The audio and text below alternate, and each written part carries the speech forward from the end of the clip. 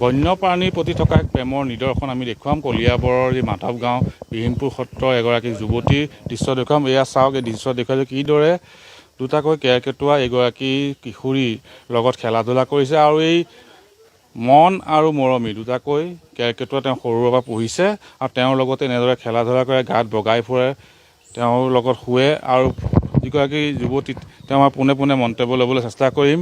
এই কেতিয়াৰ পৰা তুমি এইকেইটা পুহিছা বা কেনেকৈ আহিল তোমাৰ ঘৰলৈ? এইকেইটা এতিয়া অহা 1.5 মাহ হ'ল আৰু আমি বজাৰ যাওঁতে পাইছিলোঁ এইকেইটাক। এই কণতে পৰি আছিলে। তাৰপিছতে আমাক দেখি আমাৰ ওচৰলৈ আহিলে আৰু আমাৰ লগে লগে ভিতৰলৈও আহিলে আৰু তেতিয়াৰ পৰা আমি কেৰ্কেটুৱাকেইটাক পুহি আছোঁ। এতিয়া 1.5 মাহ হ'ল। ইহঁতি আম খায়, কল খায়, গাখীৰো খায় আৰু আমাৰ লগতে বিচনাতে থাকে। আৰু মই পঢ়া সময়ত মোৰ পৰা বস্তু লৈ যায়, মোক পেনটো পেলাই দিয়েগৈ গৈ। আৰু মই মই নাচিলে সিহঁতি ভিডিঅ' কৰে, মোৰ গান শুনিলে আহি যায় আৰু মোৰ পায়েলৰ মাত শুনি আহে স্কুলৰ পৰা অহাৰ পাছত। নাযায়।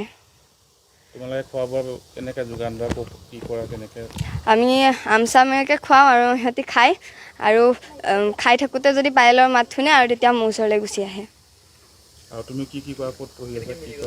মই এবাৰ 7ত পঢ়ি আছোঁ, শংকৰদেৱ শিশু নিকেতন কলিয়াবৰৰ। আৰু মোৰ নাম শ্ৰী হৰিপ্ৰিয়া মহন্ত আৰু মই মাধৱগাঁও বিহিমপুৰ কলিয়াবৰত থাকোঁ। হয়, সেয়া মই 1.5 বছৰৰ পৰা নাচিছোঁ, কিন্তু 8 বছৰৰ পৰা মানে এইবিলাক ভালকৈ শিকিছোঁ। আৰু নিশ্চয়কৈ এইগৰাকী যুৱতীয়ে কিদৰে বন্যপ্ৰাণী কিদৰে ঘৰত পুহিছে আমি দেখুৱাইছোঁ। এক দৃশ্য দেখুৱাইছোঁ। এই মুহূৰ্তত মোৰ গাটো বগাই আছে কেৰ্কেটুৱা আৰু এই কেৰ্কেটুৱা দুটাৰ নাম ৰাখিছে মন আৰু মৰমী। আৰু এইগৰাকী কিশোৰীয়ে 1.5 মাহ পূৰ্বে পোৱালীকেইটা পাইছিলে, গছৰ পৰা পৰিছিল আৰু তাৰপিছত উদ্ধাৰ কৰি আনি এনেদৰে ঘৰতে পোহ দিছে। আৰু দেখা গৈছে এনেদৰে এতিয়া মানুহৰ সৈতে খেলা ধূলা কৰিছে এই গছত বগাই ফুৰা কেৰ্কেটুৱাই। আৰু আমি এই দৃশ্য দেখুৱালোঁ কলিয়াবৰৰ যি মাধৱ গাঁৱৰ বিহিমপুৰ সত্ৰৰ এইগৰাকী যুৱতীৰ ঘৰৰ পৰা কিদৰে তেওঁ বন্যপ্ৰাণীৰ যি প্ৰতি থকা প্ৰেম বা প্ৰেমৰ নিদৰ্শন দাঙি ধৰিছে। আৰু এই দৃশ্যই সকলোকে আকৰ্ষিত কৰিছে আৰু চৰ্চাৰ বিষয় হৈ পৰিছে কলিয়াবৰ।